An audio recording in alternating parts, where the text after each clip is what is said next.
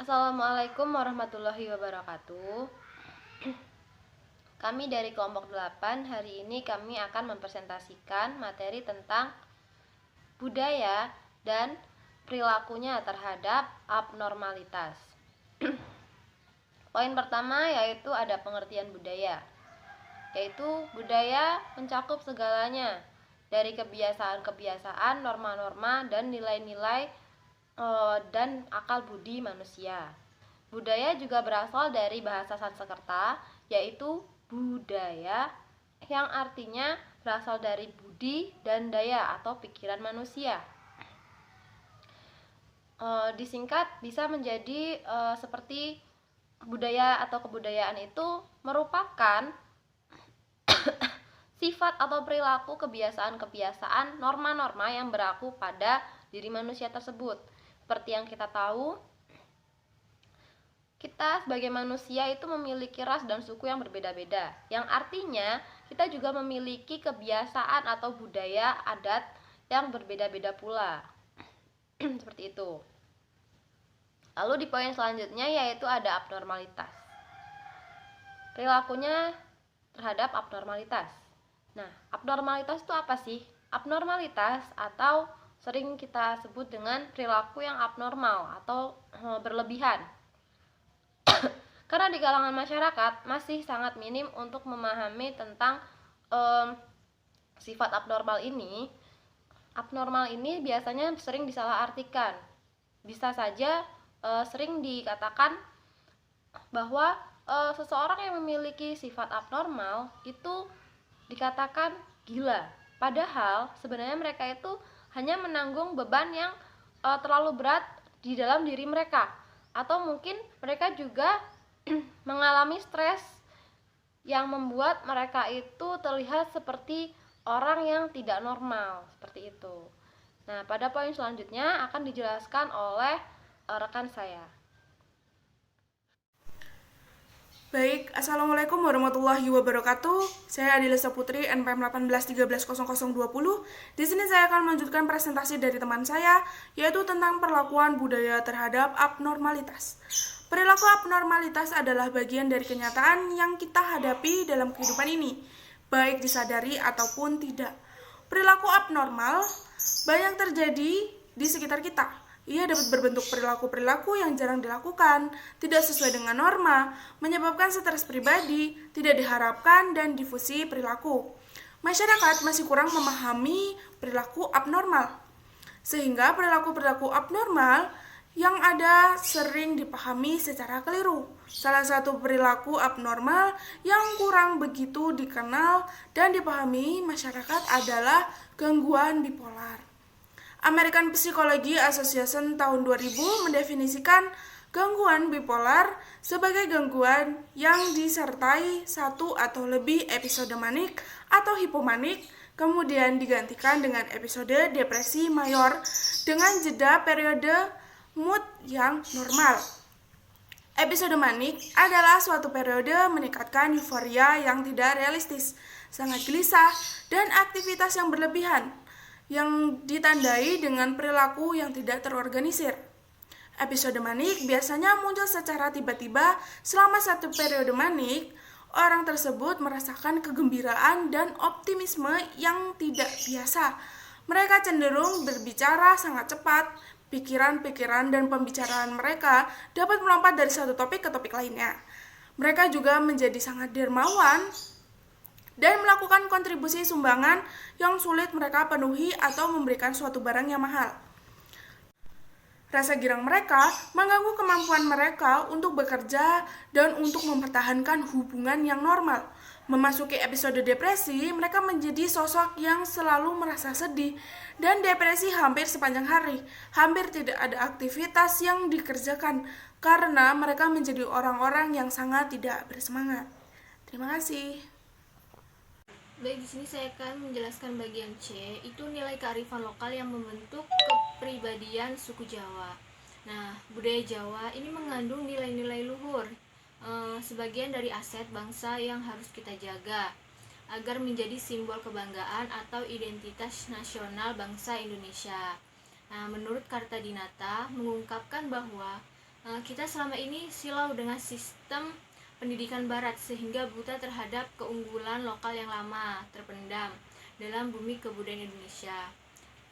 Kearifan lokal ini dapat digali, dipoles, dikemas, dipelihara, dan dilaksanakan dengan baik dan bisa berfungsi sebagai alternatif pedoman hidup manusia.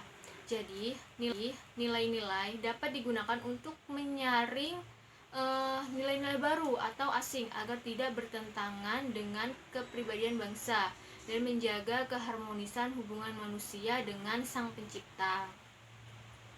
Jadi kearifan lokal dapat menjadi benteng kokoh dalam menghadapi arus modernisasi tanpa kehilangan nilai-nilai tradisi lokal yang telah mengakar dalam sebuah komunitas masyarakat atau daerah.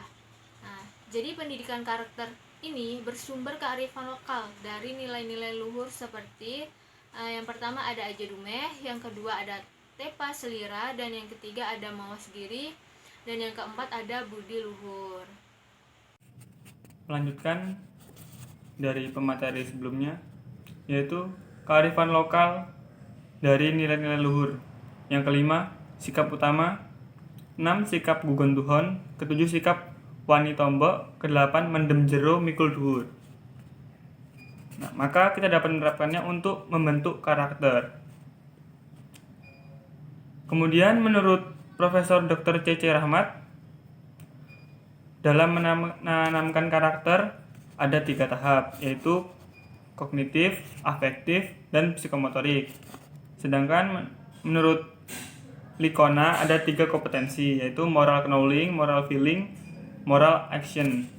Dan menurut Ki Hajar Dewantara, yaitu ada 3 kompetensi juga, mengerti, ngerasani, ngelakoni.